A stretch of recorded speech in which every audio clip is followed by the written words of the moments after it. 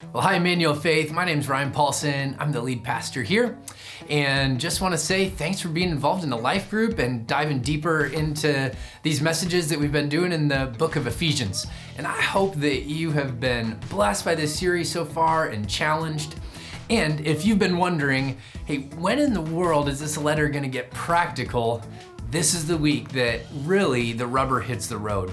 And so Paul began this section of scripture by saying, live a life worthy or fitting or that would match the calling that you've received. And then he goes into all of these ways that we live out this calling. And it comes back to that idea of living worthy of the calling by saying, man, the call is to become mature, to become complete, to move towards the goal that Jesus has for you. So I had a little bit of fun this weekend and sort of framed discipleship and said that the life of discipleship is sort of like the motto for In-N-Out Burger, that discipleship is both it's taking in and it's giving out. That we have to soak in and we have to pour out. And if we only soak in, we become like the Dead Sea. And if we only give out, we become a depleted soul.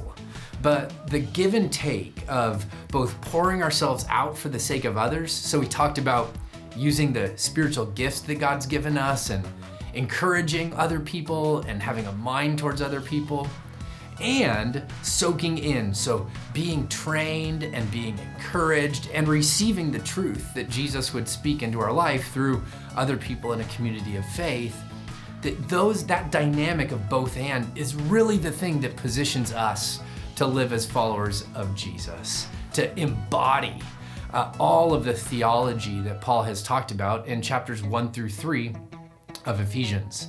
And so as you meet with your group today, let me challenge you to try to answer two questions. Number one, how would you try to describe or say the way that you're gifted? If you doubt that you are, go back and read verse 7 that says every believer has been given some sort of gift to be used to edify the body. Secondly, so talk about how you're gifted. But secondly, would you talk about what kind of training would you like to receive in order to more fully live out the way of Jesus? So those are two questions. How are you gifted? What training do you feel like you need in order to continue to grow as an apprentice of Jesus? I hope you have a great time talking about this really, really rich passage. May God's grace and peace be with you.